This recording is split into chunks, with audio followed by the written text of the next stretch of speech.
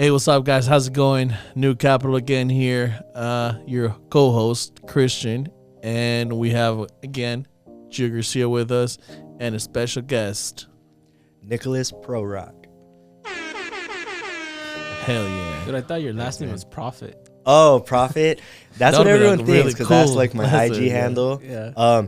So Prorok is a Polish last name. Okay. And it translates to the same thing in like Russian, but it means prophet. Okay. Oh, Yeah, no way. So Prorok That's means awesome, prophet. man. That's a really cool last name. Might as well Thanks, change man. it. Yeah. What do you do? What do you like to do? Tell us a little bit about yourself. Yeah, man. So what I love to do is spend time with my fiance, my Okay. 2 kids. So I'm a big family guy, so I hang out with my family, even my mom and stuff. That's awesome. And man. dad and like brother and sister. I try to see them at least once a week, but it's usually like a couple times a week. Okay. Even though we live kind of far apart. Okay. Not far, but like 30 minutes for Vegas, you know. Okay. Other than that, man, some of my hobbies are like I love training like martial arts, so like MMA, and I love shooting. Oh, wow. So I try to shoot once a week if I can, but it's usually like once a month or less. But Okay. I try to get it in there every week if I can. That's awesome, man. What do you shoot? What's your like weapon of choice? Man, if I had to choose, I'll Yeah. definitely pick up a rifle, Okay. AR. Okay. But okay. I That's shoot awesome. pistol, rifle. You know, Okay. it's good fun. That's something I've always wanted to get into. Let's But, go, man. I'll take you out. Don't you have, I'm a down. Shoot water some Oh guns. man, like, I gotta show you my gun. You're probably gonna bully me. But we'll see. We'll see. All right. You'll check it out. Yeah, show me what you got. That shit looks like a fucking toy. I know. Even That's even really a funny. airsoft gun looks better than his. Yeah. All right. Oh man, that's funny. But what I do is, before now I'm a full-time real estate investor. But before that, I was in residential assisted living. So I had a group home here in Las Vegas. Okay. Yep. So I did that for 6 years, and then I sold that last year. And then so since literally like a year ago, last summer, I started full-time real estate investing. Okay. So that's pretty much what I do, man. Yeah. Cool. Do you flips, buying holes? What do you do? So I'm mainly focusing on flips right now. My strategy is kind of flip-flopped. Mm-hmm. So when I first sold my business, I had a lot of capital and stuff, and capital that I saved and everything. So then I was like, all right, I want to buy a bunch of rental properties because I'm going for like the long-term play and loan pay down, appreciation, cash flow. But then once I bought a couple properties, I realized like they were sucking money out of my account. And I probably, like one house I had, I bought a couple, but rehabbing it, furnishing it, turning it into like a midterm and stuff, it pulled like 20, 30 grand out of my account. And even though I was making money, now I'm like, all right, it's going to take me 2 years to get that, 30K back. So then I was like, all right, well, now that I can see that happening, I can't just keep buying and holding. And I don't have my business anymore, so I don't have cash flow. So then I kind of pivoted now to flipping and wholesaling. Okay. So I've been dabbling with both, a little bit of both, I've been seeing that you get a mix of stuff. Like, how do you get your leads? Because I know sometimes you get like creative finance deals. Sometimes you get like the flip deals. Like, are you targeting? Is your marketing targeted for specific sellers, or what are you doing for that? Yeah, so when I first started, when I first sold my assisted living, the first strategy I used was door knocking. So I went across the street from my group home that I sold, and I door knocked, and I actually got a deal, and it would have been a really good flip. And I was scared, and it was like 2023, I think, and the market was a little rough, and people had lost money in 2022. So I was scared, and it was my first time, so I was scared to flip it. So I sold it, I wholesaled it, man, and for a small fee of like 10K. That's not small. That's that. Yeah, I should have asked for like 30. Looking back, that was enough room for 30. Probably like 20, but I would have hit him high, Yeah. because he was gonna keep it. Okay. So and midterm it or whatever, but I was kind of worried and kind of scared and didn't know anything about like rehab and like how to do it and stuff. Yeah. And so I should have partnered with someone, but anyway, I chickened out, wholesaled it, and then a house down the street sold for like 410, and I could have got that house for like under 3. So I would have had a pretty big spread. Yeah. Maybe like 50K or so. Yeah. 60. So then I was like kicking myself after. I was like, oh man. You live and you learn, man. Yeah. But hindsight's always 20/20. Yeah. You know? Yeah. So yeah, so I tried door knocking, and then the next deal I got, I went direct to agent. I was doing agent outreach. Okay. Yeah. So I found a lady who wanted to sell her condo, and I actually was watching a lot of Pace Morby, and I watched Pace Morby and Jerry Norton, I think, do like a 30-minute video on seller finance, and I watched that probably like 5 or 6 times, but that gave me the confidence and the knowledge and the ability to go to meet with a seller that the agent gave me, and I got a 0% interest for 30 years, only 10,000 down. That was my second deal.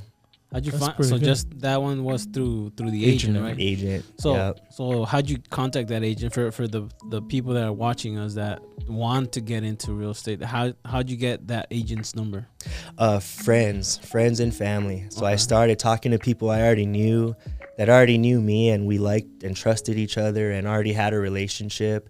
And so I was like, that's gonna be my first lead, is a warm market lead. So that's how I started reaching out to agents, the ones who were friends of mine that I knew were real estate agents. Okay. And then it just so happened this person had a pocket listing, and they're like, hey, this person's flying from out of state. She actually wants to sell her house. And so I asked if I could take both of them out for lunch. And in that 1 hour of lunch, I asked the seller so many questions, but it was all about building trust. It wasn't like an interrogation or how much do you owe and this, I found out what she did for work, how many houses she owned. Her nephew lives with her. He's 23. He does AC. Her 93-year-old mom lives with her. She has a niece that's her favorite and is giving everything to. So I knew so much about her, so I built a lot of trust. But because of everything I found out about her, that gave me the confidence to make my offer, because I found out that the money she gets from this house, she just puts it just goes into account, and she never looks at it. So I knew that money wasn't a big deal to her. She had a lot. She had rental properties. This house was completely paid off. It was worth $250, but I knew she wanted $280. And so that was kind of my was I'm willing to pay more than anybody else if you could give me terms. And then she was kind of like, well, what's terms? Which is what I wanted her to say, because that gave me my entry. That's the trigger. And I knew like her and her mom, her mom's 93 and they're old and they're from Japan, and so they really wanted to go back. And I had just went to Japan, and me and my brother brought like $7,000, and we brought our wives and stuff, but like we had a hard time spending that much money, and like my brother shopped a lot. So then I was like, why don't I do this? Why don't I pay for your guys' Japan trip? I'll give you guys $10,000 down. You could have an amazing vacation in Japan. Stay at the nicest hotel, bring an extra suitcase, buy a bunch of stuff and bring it back for people. And then her mom was next to her, and so she started getting really excited, like, oh yeah, Nick's gonna pay for our Japan trip. And so even more they were on board, And then to get to the interest rate was like, okay, well, I owe you $270. I'm gonna give you $10,000 down. And then for the interest rate, I asked her, I could tell she was just quiet for a while, so I knew she didn't know what to say when I asked her like what she would want her interest rate to be. So then I kind of interrupted after like a few moments of silence, and I said, well, would you do principal only? And then she said, sure. And then I said, are you sure? And then she said, yeah, I'm sure. So I said, okay. And then I asked if she could stretch it out to 30 years. She said yes. What was the initial term? Time term, there was none set in place. Okay. So but I kind of broke it down in that order, like purchase price, down payment, interest rate, and then like the amortization and the length of the loan. And then I asked for 30 years, and then she was getting kind of old. She's like in her 60s. So one of her fears were like just getting too old, So then I told her I could give her a 20-year balloon if that made her happy, so she didn't have to wait 30 years. She didn't know, how long. She'd be in her 90s or something. So. So she was really happy with that. Nice. And yeah, man. That was the house or the condo? It was a 2-bed, 2-bath condo down the street here in Henderson. Okay. And what was your payment per month on that one? $750. I knew it was gonna be something nice. And it's renting. It had a long-term tenant in there renting for $1,700, so it was cash flowing like almost $1,000 on day one. But then I, after 6 months, I gave her a 30-day notice, and then I rehabbed it so everything was original to the date, and I turned it into a midterm, and so now I'm getting like 28, 29, 3,000 for it. Rent for rent? Yeah. Nice. So that's a nice cash flower. Yeah. Yeah. And principal. Principle only, man. Dude, that's hard to do. And you know that, right? Yeah, dude. That's like, that's what I've heard. It's hard, super hard to do. And I was such a new rookie, I think that gave me the optimism. I was gonna say that maybe like you're just beginner's luck. Yeah, you just didn't know about it, so like you didn't have that in your head. Like, oh, this is hard. How should I ask it? You're just like, I didn't have all these mental barriers. Like, people say it's harder. These are so rare, and you know what I mean. But I just went for it without any mental hesitation. What I would tell you is like you did it perfect to what it's like, because you went and saw what they needed, what they wanted, and like you pretty much tailored your plan with numbers after you found out that what they wanted to do. Exactly. I found out what all of her hot buttons were as much as I could. And I knew so much that once I knew what I knew, because she told me, I was going to not use it against her, but I knew that she would take my offer. And, just because of what I knew her goals, wants, and needs were, and I was able to provide her that. And so she was happy to take the deal. That's solid, it was a great deal for her. Cool. Yeah, so it was a win-win. Yeah, that's what you gotta do, because like some people just offer numbers like without knowing like what does the person want. I was just having a conversation with Hector actually, because he was like, I was telling him like, bro, like some people don't want, like, money's not their only motivation. They want something else. Yeah. And I was telling him like for example, one of my workers, like, he likes to drink on Fridays, like once the week is over. Tell him like, this guy is happy with the 6-pack of Modelos. Like, so I don't have to spend like more money on him, which is a 6-pack. Hook him up with a 6-pack on Friday, and he'll do whatever you want on Monday. You just never know. You just never know with people. So I come from an engineering background. He does too. Yeah. Okay. So to me, my mountain, right, like from my ride or die was like my numbers. Like my numbers need to be perfect. It needs to make sense for me, for them, for everybody. So like super number heavy oriented, logical, like this makes sense. So like I would approach a lot of deals like that, and then I met people that were like, well, I don't know if they make sense, but I just offered it. I was like, what do you mean? And I was like, well, like, and they would tell me what they would do for these people. So it was a lot of the connection, the friendship, the networking before getting to the numbers. And when they would like tie it up, and they would kind of think like, this is an okay deal, they'll bring it to me, and I was like, bro, this is an insane deal. It's like 45% return, 88% return. Like, wow, this is insane. Like, for example, in the situation that you're talking about, like, she was making $1,700, right? Yeah. Why would she accept $750? Right. That's what people always ask me. Like, why did she take the deal? Yeah, but it's not the money that she was interested in. Yeah, it's not. It was what else you provided, like the trip to Japan and all that stuff that you fulfill that.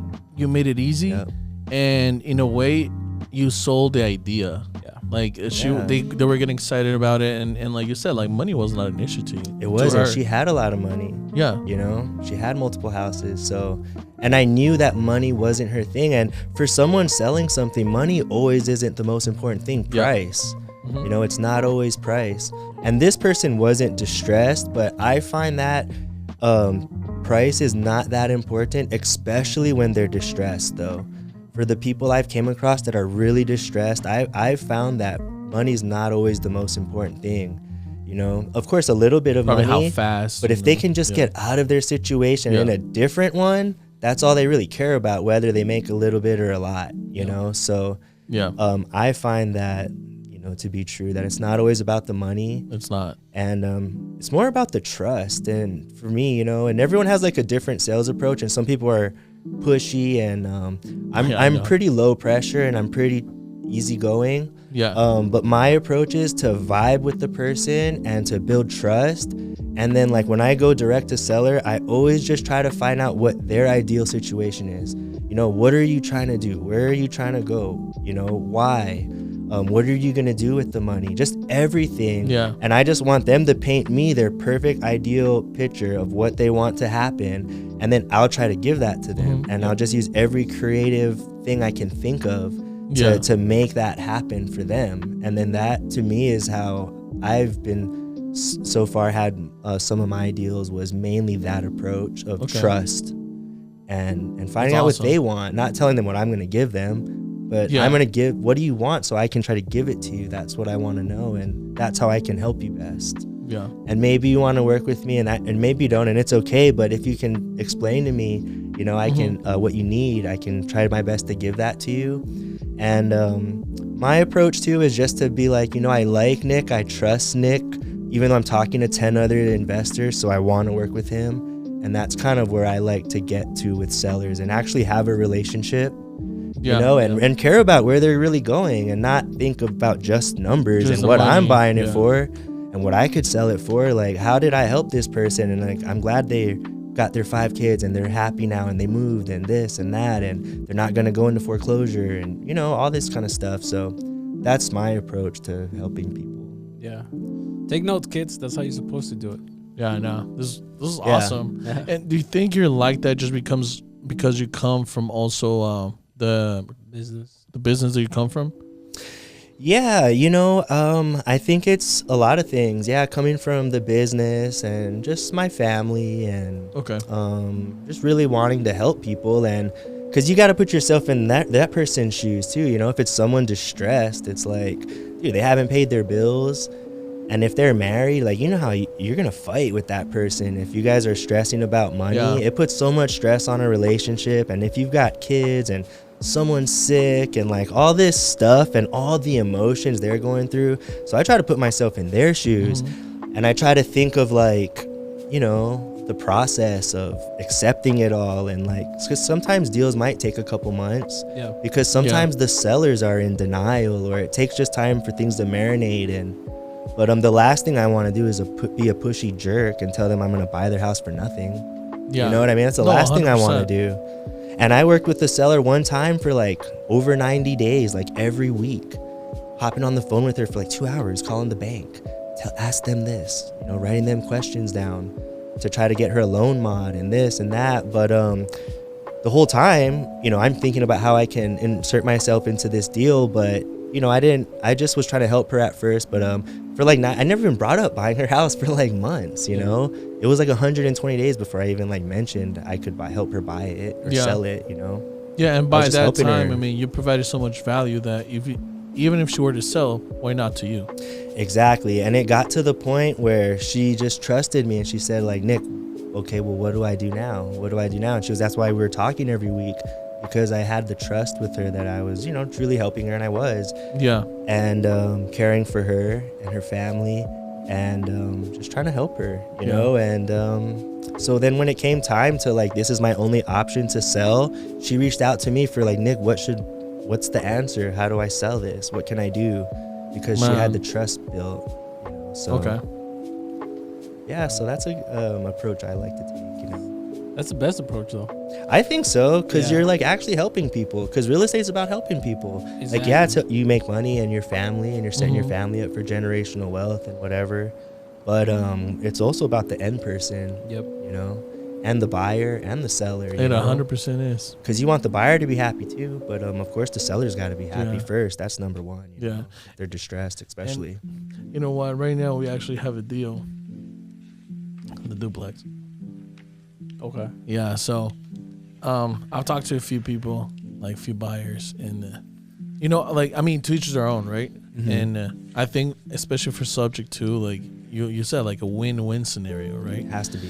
And I was a little bit upset about a few people that reach out to him because, like, I would talk to them, they'll tell me their terms, and then when they go talk to him, they would want to take him to the washers. And just to give you like a little context, like, this guy bought a bad property, too high, and then the property is not the best, and then he has, on top of that, he has like a HELOC on his main property that he used to purchase this one, right? So I was like, bro, like, I want to get you at least some money, 10, 5, 20, so you could use that money to pay down the HELOC a little bit, so, like, you know, like, it just alleviates a little bit. Yeah. But some people are so focused on getting like the best deal so they could brag about it. So I'm just like, bro, like, it doesn't matter. Like, they want equity, they want like good payment, good interest. I'm like, yes, I get it, everyone wants that, but not in this case. Like, this guy, like, literally, like, he was thinking about filing like for BK and everything, and we're still trying to help him out. So I'm like, that sucks for that dude. No, yeah, you know, exactly. so if you could help him, Yeah, exactly. And that's what we're trying to do and everything. But I'm just like, not everyone has the same mindset. No. So that's what sometimes I'm just like, bro, you cannot just fish for the deal and like press the guy, you know? Yeah. And here's another thing with that transaction. He like we're trying to help him, right? But it feels like he's been screwed over so many times before that he thinks that we're gonna screw him over. Yeah, he's got so many walls, right? Yeah, so he thinks that we're gonna screw him over, and I tell him, all right, this is the way to do it, but I can't help you because you have an agent involved, and I'm an agent, and I can't step on somebody else's toes, so I can't do anything for you until you terminate that listing. And he's like, no, I guess he thinks that we're gonna screw him somehow because I told him you need he probably to thinks you're trying to screw his agent. Yeah, so he's like, they're trying to screw my agent. They're gonna screw me later. Yeah, so but they get screwed over by that company by making him buy that deal. So I'm like, why would you go back to the same people that messed you up the first time? They put you in this deal. Yeah, exactly. So it's been a hot mess, but it just like it teaches you a lot of like how people are. Yeah, that's what I think. It does.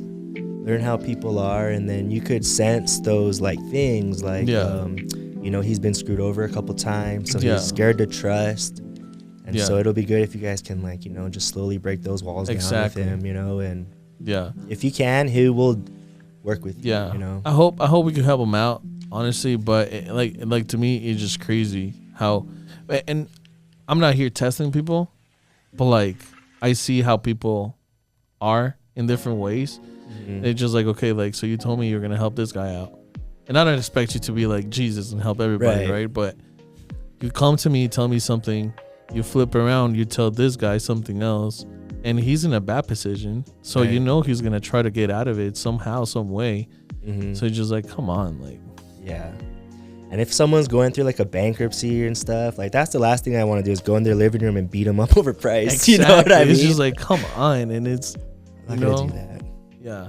And I mean, if he was going to let it go, I was like, bro, like anyone could do that. I could take over like that. If that's what you're going to do, we have options for you that will put you in a better position. It's not maybe a home run, but it's better than that, you know? Yeah.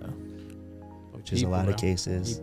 Some people are like, what the hell are you doing? But then you know who to work with and who not to work with. Right. It's just very easy, very clear to me, Like if I work with this guy, he's going to take me to the washers because like that's what he does in every single deal. That's what he tries to do. Clear as mud. Clear as mud, yeah. Yeah, that sucks. That is a lot of people. Yeah. How'd you get started with assisted living? Yeah, dude. So with that, my grandma took care of us when we were little. My grandma and grandpa, So we would have like 12, 15 grandkids always at grandma's house. That's so like cool, everyone would just drop their kids off at grandma's house. So we grew up with my grandma, taking care of us. And then my grandma and grandpa moved in with us. This was all in Hawaii. Then we moved to Vegas. They moved in with us. And so I lived with them like my whole life pretty much, Yeah. And my grandma got Alzheimer's and dementia. And so it started off slow. Like she was just getting forgetful. She would start repeating herself. Then she forgot how to cook. And then she would like put her clothes on and then put her bra and panty on last, She just started forgetting how to do things.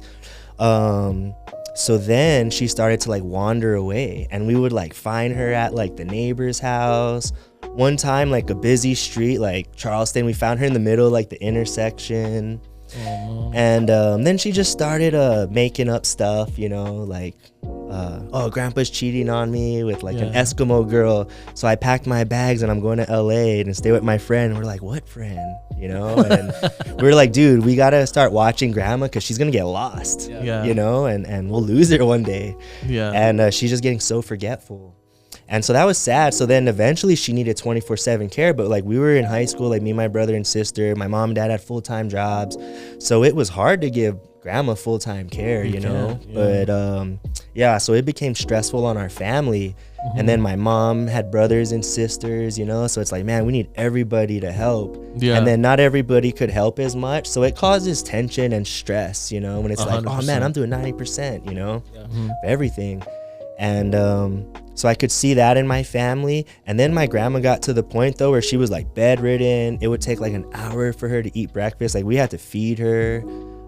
So she became very hard to take care of, having to wear briefs, and she couldn't go to the bathroom, and stuff. Yeah.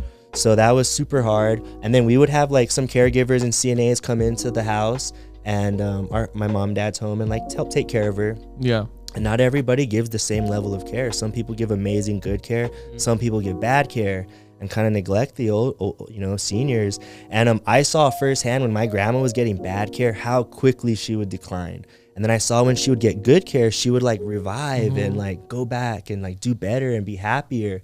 So I saw that firsthand. So when she passed away, then I was like, man, I want to open a business like that can do this. And I didn't know anything about it yet, but I was, so I said, I just want to open a business like this, because I saw firsthand the care you give someone, you could add years to their life and the quality of life. So I said, I want to do that for people and bless the person, that person who needs the care. Yeah. And then it would bless the family, because they would say, look, I met Nick. Nick's going to take care of our mom like it's his mom, like it's his grandpa and grandma, And so it would give the family the peace that they need, because it's so stressful, man. And it's so hard to do, to take care of someone, especially a senior. Yeah. And then I wanted to employ people, and I wanted to find the people with the right heart to do it, because it's not really a career, it's more of a calling. It takes a special person and a level of patience and genuineness to help somebody that's not your family to do stuff that you don't want to do. You know what I mean? You don't want to clean up after. It's a hard thing, and it's not that fun. So I wanted to bless the resident, bless the families, and employ people, and hopefully they could go out and buy houses and cars and Christmas presents for their kids. So that was my why. And then I had the motto that I got from Gene Carino, that do good and do well. So that was kind of my model. I felt like I was doing good. I was helping the economy, the local economy. I was providing jobs and all this stuff. And then I felt if I focused on that, then later, I would be blessed financially from providing a great service to people. And, but I felt good about what I was doing, because my grandma and grandpa, they meant a lot to me. So, and they took care of me. So like when it came time to change my grandma's diapers, I was honored, dude. It was a privilege, because she changed my diapers. She took care of me, fed me. So I was like, man, I just told my grandma, like, it's my turn, grandma. I'm going to take care of you. And I loved it, man. I loved it, because it meant so much. Yeah. Oh yeah, man. I was raised by grandma too. Yeah, too, dude. Man. She still lives with me. Yeah, dude. Good for you, bro. Yeah, congratulations. Man, like your story really touched me, bro. My grandpa just passed away. So man. He raised me, and like, I mean, we have a grandma around right now, but I could see that, like, the care that they get. So it's huge to be around them and provide the best care that you can, and while they're still alive. Yeah, man. Yep. So that's amazing that you had that why, and that's what moved you in, like, the business and everything. It's bigger than the money. It was, dude. I didn't even think about the money. Like, I knew you could make money, but that wasn't like my focus, And I just knew it was a good thing to do for the community and people. And to be honest, it was God that told me to do it. Yeah. And it was amazing how God provided the resources, man. It was absolutely crazy. But once God gave me that, like, mission to do that, and he set it in my heart, I mean, it's just a whole thing, man. It's crazy. But God provided, like, all the resources along the whole way that got me going. So it was cool. How old were you when you started? I was probably like 29. Yeah. That was young. Yeah, I think I was 29. How old are you right now? 36. Okay. Yeah, I just turned 36. Young like me. Young like you. Yeah, but I told my pastor, like, pastor, like, I want to start a financial ministry, because, like, people need it. I really, like, they got to know how to get out of debt and stay out of debt, and, like, just little stuff, budgeting. So then I was like, I want to start a financial peace ministry, Dave Ramsey's thing, because I think that's good for, like, the average person, not if you're trying to be, like, an investor or something. But, but then through that, my pastor was like, okay, Nick, I want to film your tithing testimony. I'll have Gina Lynn film it. And then I met Gina Lynn, and then her husband was Scott. So he ended up being my business partner, and we opened that ministry together. And then we were starting how to plan the financial piece, he was like, how do you get a business loan? I was like, for what? He was like, oh, I want to start a nursing home. I was like, you want to start a nursing home? I want to start a nursing home. And then he became my partner.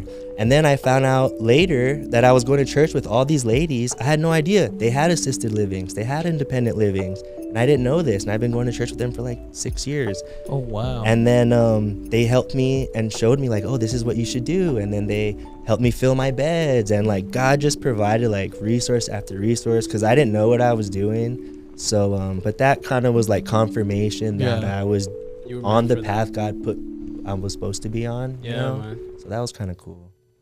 Nice. Yeah, so that's how the assisted living came. Yeah. No, that's amazing. You were surrounded by everything, So pretty much. How'd you feel when you had to sell, when you get to sell it? Yeah, you know, so it was hard because I had no intent of selling. And in like the 6 years of owning it, I probably had like 3 people call me to try to buy the business. But I think because of online gurus like Pace Morby talking about group homes and assisted living, last summer I had 6 LOIs in like 30 or 45 days. And I was like, what the heck? Why is there all these people trying to buy my business? Maybe there's something they know that I don't. Yeah. But anyway, so then I started entertaining offers, and then with no intent of selling it, I got a really great cash offer, and it was 2, separate transaction. One was the house, and then the other was the business. And it was all cash, and it was a good amount. And so from not having any intention of selling, and then 3 weeks later, I was out of the business. Wow. You know? How long did you operate that for? You said 5 years? 5-6 years. Okay. Yeah. What were you doing before that? Before that, I worked at a restaurant part-time as a server. And then before that, I was a realtor. Oh, really? And this was like 2011, You're in 2012. Yeah, 2010, yeah. Okay. So it was a tough market, and I always loved real estate because I got licensed at 18 in 2006. Oh, wow. Okay. So I always knew I wanted to be in real estate. That was always my end goal, Right. So then once I sold my business, I was like, yeah, I'm going to do full-time real estate. So I worked at a restaurant, I did real estate, and I was always just selling stuff. So I sold real estate, cars, I sold fitness, I sold wireless. No drugs? So it was like, no. I hear that's the most profitable one. Yeah, that's what I've heard. Yep. So just always sales, customer service type. Yeah. That's good, man. Man, that's so crazy though. Like the salespeople that I've met that are pretty good, they're a certain type of people, right? But you don't give me none of that vibe. But I know you're really good. Like the used car man. Yeah. But you're really good. for sure. Like you're completely different from like the people that I've known. Yeah. To be like pretty good at sales. I try to use that difference because I feel it too, and I hear it when I talk to sellers. Yeah. I know the personality, the person they're talking to, and what they're thinking and what they're looking at based off what the seller's telling me. So I try to use that as my in, is that I'm different. Everything's different about me. Yeah. I try to use that against all the other investors and with the seller, that I'm not like the rest of them, because they all sound the same on the phone. Oh, yeah. You know what I mean? 100%. If they're just looking at numbers and that's all they're thinking about, but they're not even asking the seller hardly any questions. They're not asking them. But for sales though, I like to get in person, in front of them. I try not to do too much over the phone, just because you can use your body language, your face, your everything, your tone. Yeah. But I think that helps build the trust. Yeah. 100%. Yeah, face to face. For sure. Well, that's really cool. So are you still doing like just direct to agent stuff? No, so then so I door knocked. I got a deal. I did direct agent, and I got one, and then I switched it up again, and then I tried like partnering with someone. So I partnered with Brian DeVilla on a flip. Okay. So then that was a flip.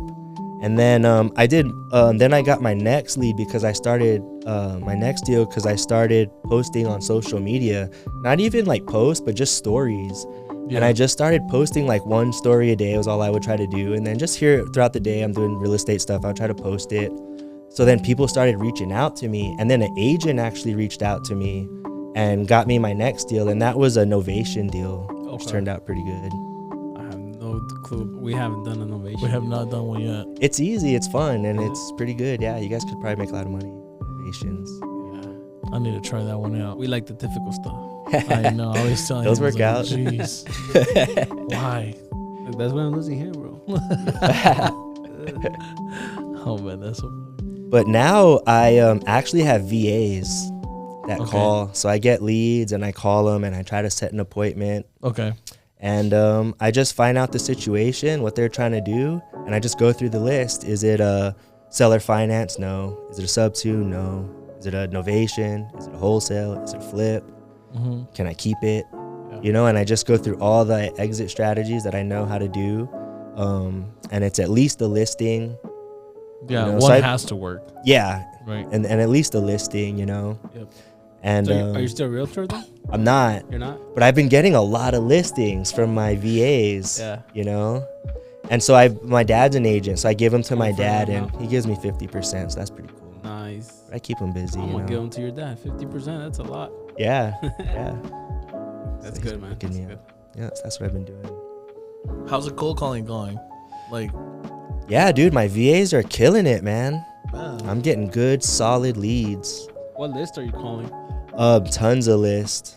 Yeah, absentee owners, tax delinquents, Okay. high equity, no equity, everything. Everything. Do you go for like volume? How many VAs do you have? 3, Okay. and then like 1 data manager, but they do 100,000 dials in a month in 30 days. What system do you use for that? I've got like, I'm using Podio as my CRM. I'm doing some sort of skip tracing. I don't know. I've got like 7, dude. I've got like 7 things to get this whole operation going Yeah. that I'm paying Wow. for. Who did you learn that from? Is it Tiffany High? No, you know what? I met a guy at your meetup, and it was the one where Kevin Cho showed up. Yeah. And I met a guy there, and he reached out to me later, and so we decided to partner on this and Who do was the it? VA stuff. Chris, this guy Chris? named Chris I think. He's an Asian dude, I don't know, from Cleveland, but Chris. super cool guy. I don't know, man. Oh. Yeah, I'm happy you guys met though. yeah, That's man. awesome. Yeah, so we met, and then he hit me up after and was like, "Hey, you want to partner on doing some VA stuff?" So I was like, "Yeah, let's do it." Let's try That's it." pretty cool, man. Nice. So that's Yeah. been my lead source now. So I've been dabbling, and I don't want to keep dabbling. I want to like pick a niche and like hit it, Yeah. So and not get shiny object syndrome. yeah. So things change. Pace. One time I told Pace like, because he said, why didn't you sell me this deal? Like, because you changed your process Buy every box, time, like, you and your know. buy box too. Yeah, yeah. Like first you said, "Oh, text me," and then you gave me your phone number, and then, "Oh no, just email me," and then like, "Oh no, email Molly," and then, "No, don't email Molly, email like," and I told him, "Well, I can't figure out what's the process Right. now these days." And, Who and do I he- send it to? and and I said, like, told him, "How do I send it to you?" And he said something very well. He knows how to respond to everything. He's like, "Gio, just so you know, the only constant thing is change. So everything's gonna change. So you gotta keep up with it." Yeah. So he told me that, like, shit, like he got me there. Yeah, that's a good. Yeah. So I was answer. gonna tell you that, like, as much as you want to niche down, you always gonna feel like you're chasing something. Yeah. Right. It's so weird. It's the weirdest Yeah. feeling because as things get better, like you're always like thinking, nah, but it could be better. We could hit more deals. We right. could do more. Yeah. Like, blah, blah. Always. So you're never really like get accomplished that accomplishment feeling like, oh, like, and rules change or regulations change. Like It's true. I know we were about to get heavy into texting and the 10 DLC like 10 whatever regulation came through on texting. Shut it down. So yeah, they did actually like shut us Oh, down one of our damn. accounts. Yeah. That's funny because I paid like $3,500. I was like, I'm gonna start texting. Everyone's texting, making money, Yeah. and then right when I bought it, they shut it down, and I was Yeah. like, no, I can't even wasted my money. It happens. So I though. couldn't do the texting. Yeah, it What it happens. is, man. One thing I learned from the Boakley brothers is like they look at their business like every 90 days, and every 90 days it completely changes, you know. So they like just set 90-day roadmaps, you know. Okay. Okay. And so I've liked that too, and so I want to start trying that. Like I'm gonna try this, you know, for 90 days and then reassess. But that's Yeah. kind of how they look at their business, and they say the market changes, you know, Yeah. that much too. So every 90 days it might be a different new strategy. Yeah, that's you know, smart. so That's smart of them because Yeah. it makes sense. No, it We've does. been changing every 90 days without realizing it. Every night. right, Without the purpose of changing, but we've been changing. Yeah, because a lot of people are like, wait, so you guys were doing this? Where are you guys doing this now? It's like, Yeah, they always ask. it does. It changes a lot. Always changing. you know, it just, I don't know what to tell you. Like you're supposed to be changing, kinda, you know. Yeah, you have to. Yeah, You gotta adapt. Like you exactly adapt, and you have to. I mean, you're. I want to say you're constantly like trying to thrive, right? So like if the text is not working, what are you gonna do? Like you can't cry or try to get around it, or you could find ways around it. But in the meantime, while you're trying to do that, you have to still feed the beast, right? Yeah. You still have to bring in deals. So And that's what I've noticed about real estate. You always got to be ready to pivot. Yeah. You know, Always. what might be working today won't work tomorrow. So you got to pivot and always keep pivoting. Like that's what I've noticed. The successful people, they're ready to pivot at any moment, you know, and yeah, they're not just stuck in one thing. you can't. Just all You'll I know how die. to do. Yeah, you'll die in real Yeah. estate if you do that. Any business you'll die. Any business, yeah, you're right about that. And I think about like fighting, like MMA, like the best fighters are the ones who can adapt in the fight. Yep. You know, like, okay, this isn't working. I keep getting hit with this. Like, change it up in the fight. Like some fighters Exactly. can't, but the best fighters, they change it up in the moment, Yeah. on the Yeah. fly, you know, and they're Yeah. successful. And knowledge comes into play, right? So like, I mean, at some point in time when we started, in my head, we were just gonna buy subject twos for ourselves. But then we saw the cost of operation. I was like, hey, like it's costing us a lot of money to find these deals for me and you. So why don't we do like wholesaling of this deal? So like we're thinking about running a whole operation that was gonna just run creative deals and like sell it to people. But it was just That'd like be cool. it will be cool, but like there's volume here, but not enough, right? Yeah, to yeah. really make sense of the numbers. So I was like, okay, cool. Like, so what's the next step? Then it's wholesaling. And then so it's just been like, okay, so No, we started flipping first. yeah, we started flipping, but Okay, we quickly alright. realized flipping it's definitely not our forte. You don't like flipping? It's not our forte. I will tell you that much. We have engineering minds. Okay, Like, okay. what color you right. want? Just put white. Just put Yeah. white. Yeah, you have to have more. It's different. It's a More, different yeah. stage for us, at Yeah. least for me. It's been I've been kicked on the nuts a few times Yeah. when it flips, man.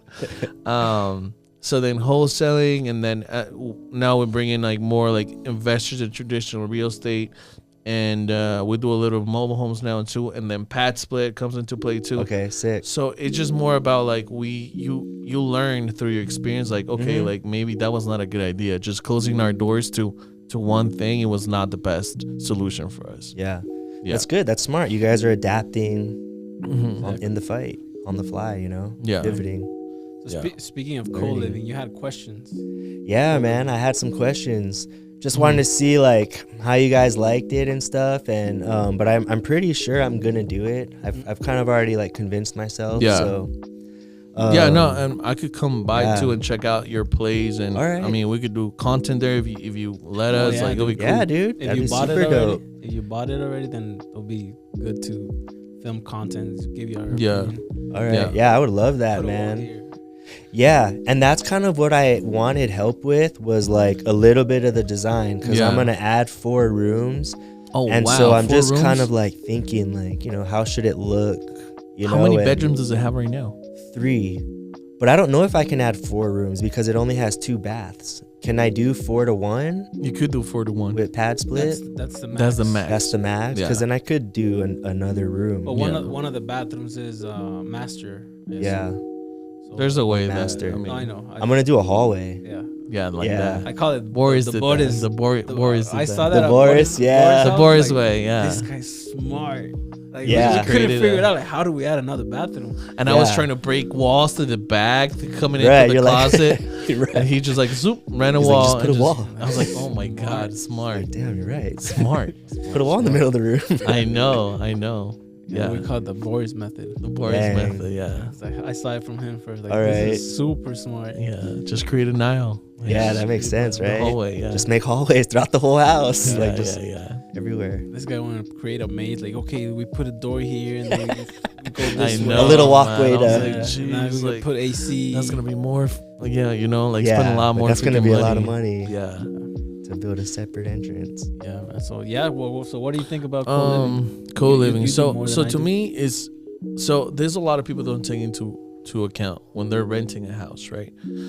When you rent it out to a normal person, a family, well, mostly families, right? So like right now your house is a 3-2. Yeah. Right? More than likely there's gonna be a family that rents that out, yes? Yeah, for sure. Okay, so when there's family, there's kids. And not everyone educates their kids the same way. So I could tell you by experience, I had a Airbnb property I stopped renting an Airbnb because of COVID, and then I rented out to a family. Now they had fish, they had 3 kids, and pretty much, and the guy was a little bit weird. So 2 years after I come into the property, because like, you know, everything was due, and I wanted to take it back because I was gonna live in that property now. So I go to the property and I see that every single door has like, it's pretty much someone punched a hole through it. Patched. You know, so not even patch, it was just a hole, straight up hole. And one of them was like actually like bent down. I don't know how to explain it, but like literally it was like in 2 pieces. Like I was like, okay. And he's like, oh yeah, I'm sorry for that one. Like we're just trying to break in. It's like, bro, like you're violent. Like every single wall, like every single like door has a hole. Like don't bullshit me. Whatever. They have fish in the living room, so like I'm pretty sure there's been licking, because like all the floor looks all like warped and weird. So pretty much essentially we got him out, and the deposit was like $1,400 maybe, and all the damage and everything just putting the doors up, like new ones, was like probably around $900, and I had to repaint the house, put new floors and everything. So and I did my taxes for the house, and I think I made $2,500 in those 2 years that they were there, plus the deposit was $3,000. For me to rehab it and leave it how it was gonna be like $7,000. So I lost money.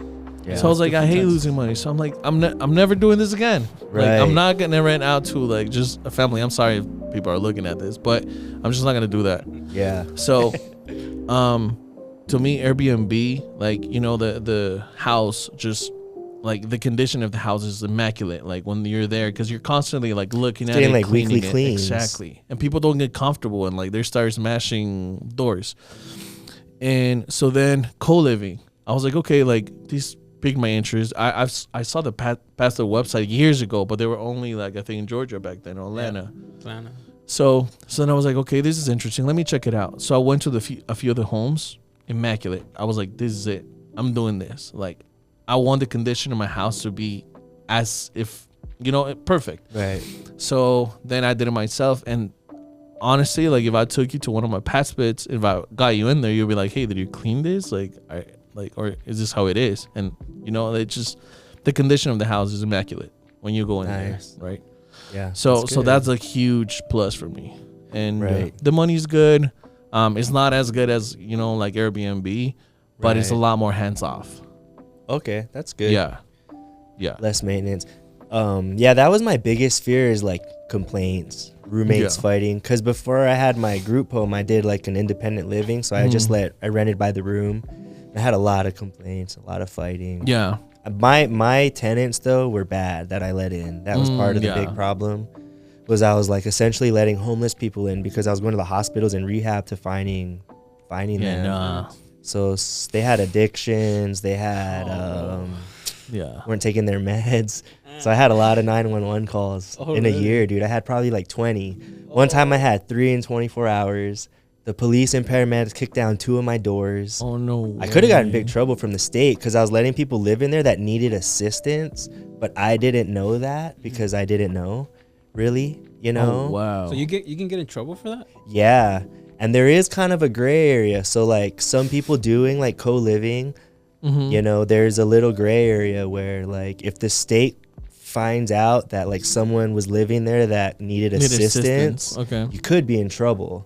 Okay. You know? So that's where like the state could have shut me down, and like I could have lost I was in the process of getting licensed. That could have all got taken, you know. Okay. So it could have been bad. But how would you know though that these people needed assistance? There's no way to know? Or is there like a database? Yeah, you know what? It just comes with experience. Okay. You know, so where I was getting my people were from the hospitals and rehab, so I should have looked better at their H&P, like their history and physical, and like previous stays if I could. Yeah. And just looking at them better. You know, I let one guy come in who didn't have a leg. He was missing one leg, and I thought he could take care of himself, and then I realized he couldn't. Yeah. You know, but he was already like living there and like falling and not making it to the bathroom and didn't have anyone to help him get up and like stuff like that, you know, which sucked. But luckily there was roommates and helped him, but you know, like he wasn't supposed to be there. He wasn't Yeah, and that's one of the things, man. And so we kind of give it a try to, what was it? Sober living. Oh yeah, you tried that? Don't do that. That sounds like my clientele that I have. Man, it was rough. Yeah, bro. Like, I care about people and everything, but like, I mean, I've been independent my whole life too, so it's hard. It just like you said, it takes a different individual to kind of be around that and know what to do. And I've never dealt with that in my life either, so like it was rough. Yeah, it was rough for a little bit. Yeah, very bad experience. Yeah, like I don't know what the difference is. Like if you consume one substance of another one, like I wouldn't know. Right, like I don't know what drug he's on. Exactly. You know? So we learned that like in order for you to manage those addicts, you need to know like what drug causes what and how to control that. And you need to be able to like take a look at someone and be like, he's high. Yeah. You know? Yep. Yeah, and if you haven't like done drugs and stuff, you're not gonna look at someone and know if they're high. Yeah. But if you've been there and around it a lot, you can look at someone and be like, this guy's on this. Or he probably took that, you know? So we've never like, done drugs. So like how do you tell like, oh, this guy just probably normal. high on energy drinks. That's how. Right. I know life. I know energy drinks for sure. He's just real happy. Yeah. High on life. Nah. That's all I know. It's just different. So.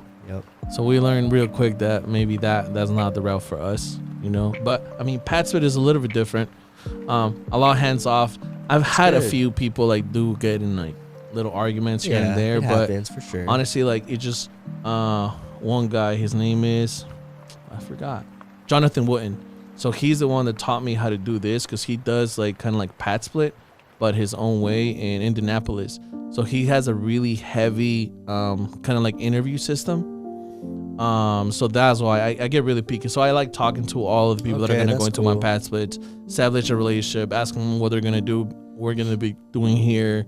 Do they smoke? Do they drink and everything? So like I kind of filter them out a little bit, fill them out, and if I feel like they're not a good fit, then you know you could just reject them. Yeah, you don't have to accept everybody. Exactly. So is Patch Split like an algorithm thing? Like Patch Split will push your property, or it could like pull it down and maybe your beds won't get full because maybe you're not accepting people or something? Is there that sort of thing that I need to worry about? Not so far. And you won't get punished. Like, you know, in Airbnb you do. Like you reject people. No, you don't.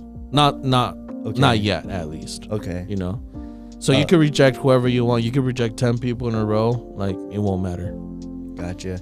And you guys know, like, the dimensions and stuff for, like... For a room, the minimum amount is 80. 80 square feet. 80 square feet, so yeah. 8 by 10. Yep. Yeah. 8 by 10. It's pretty small, but, you know. Yeah. It's weekly rentals. So I was going to tell you that. Like, so I come from an Airbnb background, right? Okay, so cool. My house is, like, super rehab, like, super, like, perfect, right? So then in one of my mom's properties, like it's smaller, like, and that moment we needed money for like other stuff that was going on. So it was either we're going to do the kitchen or we're going to do the bathroom. Like we didn't have enough money to do both, to rehab it. So we decided to do the bathroom. So I was just like a little bit embarrassed because I was like, oh my God, like look at the kitchen. It just looks dated. It looks ugly. So the people came in. I remember the first 2 people. And then they were like super grateful. There were 2 veterans. They were just here because they're taking care of like in the hospital and whatever. Super grateful, like amazing people. They love the place. So like that it hit me in a different way because I was like, okay, like I can make money. People are grateful by a place that I'm giving them to live in, and it felt different than Airbnb. Yeah, right? It's a good win. So yeah, so I liked it a lot. After that, I was like, hey, like I need to do more of this. Yeah. Nice. Yeah. And you get a lot of. Do you have any managers, or you guys manage them? Or? We manage them, but they're not. Okay. They're not hard to manage. It's not heavy. It's not super active income. That's only my fear is like a lot of complaints and like active. Yeah. It's, I'll probably go. I haven't gone there in a while actually, but I have a cleaner show up probably like once a month. Okay, that's not bad. And your cleaners, your eyes. Yeah. Right. They tell you what's happening in the house. And hey, this, and that. The max that I get complaints for is like, well, right now the AC units, if it goes out, actually one of them went out, so they tell me, hey, it went out. The internet went out. The internet went out because Cox disconnected something. They're working on something. The batteries on the lock are low. Yeah. stuff. So Nothing there's major stuff like that, then. yeah. No. That's easy. yeah. So they do run a background check, and there's like a setting on the platform that allows you to be like kind of like extra picky. So it's like it tells you like, hey, like just letting you know, like you will be pretty much turning down 20% of the people by the settings you're selecting. Oh, okay, And that's good to know. Yeah, you could get picky. What's that setting? It's on the platform. Oh, what is it? I'm not sure. It just says like they're extra like strict on the background check. I'm not sure. Okay. Like it doesn't really tell you like, oh, like we'll kick people, like, you know, these people are not allowed to be in. Like, I don't know what it does. Credit score? Probably credit score. What do you think? Probably credit score. Yeah, that could be a good. Probably like, oh, indicator, like you one's know? like 600 and the other one's like 650 or 700. I don't know. Yeah. Then the good thing about that, what we like Pat Split, is when you rent a house to a family, if they vacate the house, then you're off. How long is it gonna take you to rent? A month, 2? Yeah. So now if it's 2 months, that's your whole cash flow. Yeah. Yeah, You know? yeah, bro, that's it, right? With Pat Split, let's say 2 people leave and you have 6 bedrooms, then you have extra 4 income for the other 4 while you get the other 2 filled out. That's why like, it's like hedging against like an empty house. Yeah. Right. You're never gonna be like no income. Exactly. You'll always have money coming in. Exactly. So right now in the property we own together, it's a duplex. So one of them is rented out normal, and the other one we turned it into a 3-1. So a guy just came in today, and I was doing the numbers. I was like, oh, hey, like with one of them we already covered like the mortgage that we have to pay. The PITI. So now we have to get another guy to cover the bills, and another guy will be the profit, right? So let's say one of those guys, because it happened to me, like one guy rented out the master bedroom, and so this is what you'll deal with like a little bit on Pat Split is some like people that have some mental issues. Not everybody. Right. Not everybody. You cannot run a test for that, you know, like it's just one of those things. You just have to deal with it and try to help him out, you know, in the best way possible. So I had a guy come in, and I knew he had some issues. Try to get him help through Pat Split, but again, like I don't know what to do here. So had some issues with him. Then he lost his job. Then he didn't pay. Yeah. So again, had to go through like the eviction process. Okay. Right? I think it took me like 3 weeks. But again, so something that Gio brought up, if that was a normal house, I would be losing money, right? But since like 4 of them were paying, I was okay. And then, you know, I just had to go through the process of getting him out. So that's what I did, and now like everything's good to go. So that's one of the huge pluses, you know. Yeah, that is a huge plus, because I mean, 1 month vacancy or 2 months, that's like cash flow for a whole year. Yeah. On like a regular rental, that just vanished in 30 days, you know. Exactly. Yeah. So that's the thing I like about co-living. Yeah, I like that versus a normal rental. Yeah, the cash flow. Because it's hard to find traditional like cash flow. You know, you're not gonna find. You cannot find anything, especially in Vegas. In Vegas, you're not the first one that says that. Oh man, yeah. I tell people that all the time. So it's a good option, you know. Yeah, super good option. For sure. And then you said you got it sub 2, right? Creatively. Yeah, this is gonna be it's gonna be my first sub 2. So for that, I would just get a TC, right? A top tier TC, and they can handle the paperwork. Yeah, he could help you out. Yeah. I'm expensive though, so. Oh, okay. He does shit right though. I'll do it. Okay, that's what I'm looking for, like. Because I had some people who were like, hey, you know, this person's new. They just got their like top tier TC. Like, but I don't want to do my first sub 2 with a new TC. Yeah. Because we're both new. Yeah. It's both our first one. Both so like that doesn't. I The want line someone who's leading the done blind, a bunch, right? dude. No, you don't want that. Both of you. I want someone experienced, you know. Because I don't want to get hurt in this. Let's talk about your subject too. What do the numbers look like? What was your entry fee? So I haven't locked it up yet. Okay. But I'm gonna try to pitch it to the seller tomorrow. Okay. But this one, because the trust is there, like it's I'm pretty confident. You know, I'm confident because it's a friend of mine too. So awesome. Yeah. So with this one, I think she has 11,000 in arrears. So to get her caught up, she needs 11,000. She owes 230. Okay. Her interest rate is 3.125. Her payment's 1,500. Okay. She did go on forbearance 3 times. Okay. So that's her 2 forbearances. She's actually in forbearance now, but her 2 previous forbearances total like 60 grand. Okay. So I think Yeah. It goes to the back of the loan. It goes to the back. That's one of the options. Because what I was going to do is she's on forbearance. She missed her payments since December. So she's missed like 7 payments, but then she went on forbearance. And so she has no mortgage payments right now. So I was going to flip it in her name because there's no payment. So I didn't have to have purchase price, holding cost. So it was a lot more money in the deal. So I was going to do that. But then I found out she owes $60,000 in forbearance money. Yeah. So if we sold it, she would have to pay that $60,000 back. So now the numbers to flip doesn't make sense anymore. Yeah. So, but I'm pretty sure because that forbearance money is only owed if she sells it. She sells it, yeah. But her payments that she's missed since December, she needs to pay that, her arrears, I think, to get caught up. Yep. And I'm pretty sure about that, but yeah. so it's gonna be $11,000 in arrears. I want to give her $10,000. And then I got to rehab the house, though, a little bit. I'm probably expecting to put like $30K into rehabbing it. Okay. So like 50 in. So I'm like 50 in. That's not bad. Hey, but for that payment, I would tell you that's solid. Yeah. She doesn't want any more payments on top. I don't think so. Well, yeah, she We're has. gonna find She out probably has no tomorrow. equity. Because you know what? She was like, Nick, I missed my payments and the house is going to foreclose. Like, what do I do,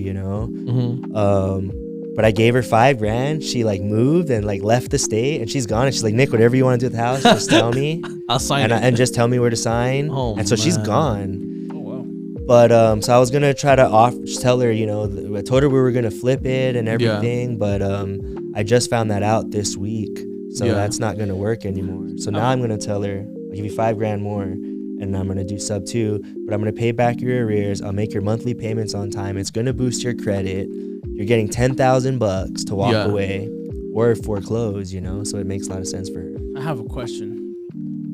How'd you give her $5K before locking it up? Is it because she's your friend? Yeah. Okay. You So trust I could get hurt by that. Yeah. Yeah, I could. I could lose $5K. Yeah, because we have a situation like that where like this one guy, the Cheerio guy. Oh, okay. I got a British guy. Like, Yeah. so he wanted initially $45,000 for the house, right? Okay. And they're like, yeah, that's not gonna happen because the guy, so he bought in an HOA foreclosure, Okay. right? So he paid $3,000 for the house, Okay. but the ex-owner in this case, he owes $44,000 in arrears, and he owes $290 on the balance of the mortgage. So $290 plus 44, he's like at $335, call it, right? ARV is $350. So the guy that bought the HOA foreclosure, he wants $45. Now you're at $370 and ARV is $350. And like I told him, yeah, man, that's not gonna happen. And you said there's another one, right? Yeah. That's So in order for us to fix to like make it look like it's gonna make sense, we have to buy it from the foreclosure guy. Yeah. Get it back on the owner's name, and then do a loan mod to take those $44K into the back of the loan. So now I'm $10K in, but if the loan mod doesn't work, Right. I'm $10K out Okay. because I already paid this guy. You already got into it. I already paid this guy. So I was gonna ask, like, how did you do that? Because I don't want to do it without a guarantee. Yeah. Yeah. Well, I did have her sign my novation agreement. Okay. And I got some things notarized. So I had documents. Okay. And that was like, the thing. I was like, I need you to sign these documents and then I'll give you the $5K. So she signed a few things. But that paperwork's kind of all crap now because I can't novate it. Yeah. Yeah. Okay. So now my paperwork's kind of trash. So that kind of sucks. But I mean, at least she thinks she's locked into something. Yeah. Let me ask you this question. I mean, you do a subject to, right? Would the forbearance will be any different? Because I know, like, the DPA is just like a big thing where like people are like, that's what I'm worried don't about. Do that. If they say like, oh, you need to pay this $60,000 too, plus the 10. So I'm worried about that. You'll be screwed either way because like if they call the forbearance part, they're gonna call the rest. The whole thing. The whole thing. Yeah. You're still gonna have to pay it. But I shouldn't have any forbearance due, right? No. Okay, cool. No. That's what I thought it worked. Yeah. So the bank needs to realize that it was sold. And then like if you're making payments regularly, yeah, I'm gonna get her all caught up. They might not say anything. This is a difficult one because like I don't think nobody has experience with that because it's so new. And Yeah, she's I on was her gonna say third that. forbearance. So that's why I'm like, I don't want to, get hurt by this either. Yeah. Could you do like a different solution, like a contract for deed or something like that? Yeah. Lease option? I don't know. Lease option. Contract for deed, lease option. Contract for deed or lease option where like you don't. Yeah, I would. But then I guess I don't get like depreciation. Yeah. The tax benefit. So that's the con, but the pro is like they're not gonna call the note too. Yeah. You make money or you let the house appreciate. Once the the mortgage and the forbearance and everything that you spent gets covered, like, all right, now let's say you spent $400,000 total, right? And the house is worth $350,000. Once it's worth $400,000, then your risk is zero because you could just put it on the market and sell it. Yeah. Right. So now up until that point, I would do like a contract for deed or lease option. Okay. If you're negative, if you're underwater, if you're buying it and putting all this money, you'll be underwater. I think I would have like 50K of equity Then you should be fine. if I put rehab in and everything. Okay. You should. And that's probably worth 405, I think. I would take the risk Comp then, 405. including the forbearance. You have 50K. Yeah, she owes like total. I think she owes 300 with forbearance and her mortgage. Okay. So like if she sold it, she owes 300 to the bank. Okay. But You think it's ARV is 405. Yeah, I would. Oh, you're good. 100, No, you're good, So, So okay. if anything 'Cause I was- happens, just yeah. put it on the market, sell it. Because if I have Or to sell it, I'll owe refinance it. 350. Because I'm gonna probably put 50K into rehab. I'm guessing. Yeah. 30 Yeah. to 50. Yeah. No, you're All good. right, so I guess I'm good. I'll be Yeah, a you should- test for the forbearance stuff too. Yeah. I gotta say, like, you gotta 'Cause test I've stuff ne- out. I've Yeah. never heard anybody like get called on forbearance. Okay. Yeah. So So yeah, that's far. been my biggest fear, man. I mean, You know. Yeah, no, you like scare when, money don't make when money. they usually say That's like you true, should bro. stay away, is when there's like federal stuff, like government stuff, like a Okay. down payment assistance or like Well, there a mortgage was. assistance. She did have down payment assistance. But not anymore. She paid it off because it gets paid off slowly. I don't know. When did she buy it? You know, 2018 probably. I think you should be good because it's like Yeah. 5 years. 3 years, right? 3 to 5 years. Yeah. But this is her third forbearance, so she kind of bought the house and like never really paid her But mortgage. because much. forbearance, I think is more like a bank thing, right? Like more Yeah. mortgage, and then like DPA is like the federal. Oh, government. okay. The Okay. federal government You should be fine. gave her a grant. Yeah, I think they gave her like 20,000 down. Yeah. We'll check Her out first the time home paperwork. buyer Damn, program. that's a good amount. Check the prelim. Pull the prelim. Okay. And ask who do you use for escrow? I was gonna use Gretchen Yeah. because I heard she can do Yeah. sub 2. Yeah, then just tell her, hey, Gretchen, Jill told me to see if there's any DPA on this, Okay. and then she'll tell you. Yeah. Okay. And then if there is, The usually it's note. gonna be if it's that long, 2018, 6 years now, so it's gonna be a small amount. It's gonna be like Okay. Because you have to hopefully- pay that back. I would have I would just pay pay that that out. off. Pay it Yeah. off. Yeah, whatever. Oh, just get rid Yeah, of it. so include that in your numbers if it's on there. Yeah. Okay. That's the Your one entry. thing I wouldn't mess around with, like the government. Yeah, Yeah, I wouldn't wanna. nope. Yeah. They're gonna get their That's money. the one thing that we don't mess with. That. Yeah, everyone says the same thing too. Like, Yeah. yeah. And there's ways, like the contract for deed, but like you still don't, because it can still come back. On Right. You. It's a retro. What do they call it? I don't know. A retro something where they Yeah. look at like, all right, you bought it in this date. These are the contracts. Then you technically owe us. Yeah. Okay. You technically violated the, you know. Yeah. You kind of going around it. Right. Right. Yeah. They'll look into that. Yeah. So how many co-livings do you guys have? 3. 3? Yeah. How many rooms is Dang. 5 plus 3 plus 3, so 11. Okay. 11. And right now That's good. I'm putting one together in North Carolina. Oh, you are? that? Yeah. How many rooms is that? It's not in Those would be 50 far. states, right? That one I'm running it by myself, Okay. without pad split. He's Oh. finding his own tenants. Oh, cool. Getting a own manager. But Yeah. that's usually a pain in the ass. But my friend, that guy that I told you, Jonathan, he's the one that gave me like his system essentially, the blueprint. the blueprint. So he has Zoom meetings with the people even before like anything starts. He has Zoom meetings or FaceTime, like, hey, how's it going? Like he just pretty much has a Yeah. personal thing with Screen them. them real quick. Yeah. So That's he's good. doing really good in the Indianapolis market. So All right. yeah, That's what's up. And So he you has guys are two in other houses like that. markets, huh?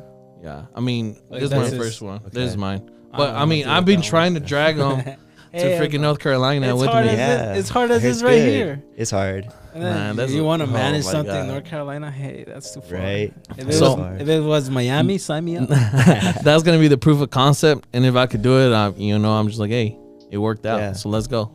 All right. You know. Yeah. Right. Yeah. Right. Yeah. Yeah. If it works, it'll work. Yeah. It'll No, work. the numbers make sense over there. It'll just than be the management. here. It's gonna be a Yeah. pain in the butt, but it'll work Yeah. financially. Yeah. No. Yeah. The numbers over there they just make a little bit more sense than here. Yeah. I will say that. Makes sense. Yeah. And you guys self-manage, right? All your stuff. Yeah. Ad splits. Here? Yeah. Yeah. You guys manage. No. It's not that hard. It's not It's okay. Like probably a midterm rental.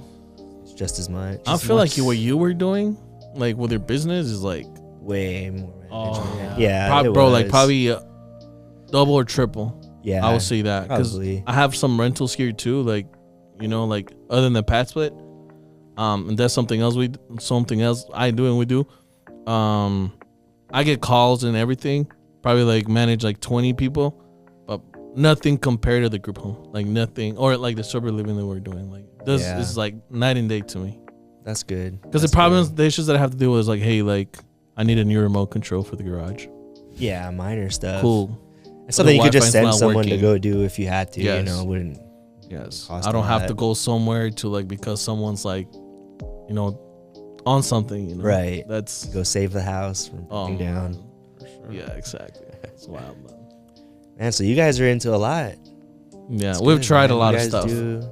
Yeah, there you go. That's the way to do it. Change, man, change. Yeah. We That's have to right. pivot a lot. Yeah. A lot. So Yeah. like if we get into something, we go deep, and then let's do this. Like okay. Yeah, learns the ins and Yeah. outs. We haven't done land yet. Like there's something Okay. we might do at All some right. point. All right. Not sure yet when. We Yeah. never got into like, cause at some point like a lot of people are like, oh, like multifamily. Right. Let's just start calling all the Same. buildings, and we did not do that. I was like, we're not doing that. Like we're sticking with single family. Yeah. And I mean duplex, I guess, but nothing Right. bigger than 4 units. Small multifamily. Yeah. I know that's another thing I want to get into. Is like multifamily, but I'm gonna stick to single. I think. Yeah. For a bit. Yeah, for a little bit. I learn a few more things. Yep. Yeah, and yeah, I mean, man, it's like an hour and 14 An hour and minutes 15, already. so- Jesus so I Christ, had- it feels like nothing. So we gotta end it because I have an Yes, appointment end at it. 4 Okay, go. 8 minutes ago. Oh my bad, dude. It's all good, bro. The client just texted me. I'm here. Like oh shit. I'm not. Right.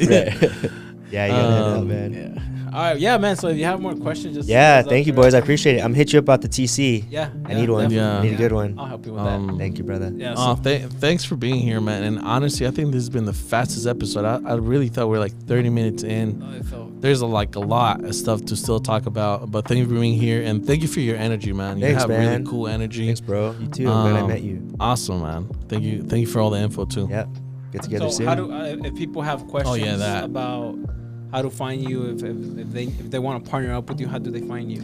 Yeah, dude, partner up with me. I've got capital, and Hell yeah. I'm looking for some buy and holds and flips. Perfect. But my number is 702-290-8811. And then on IG, it's nick.profit.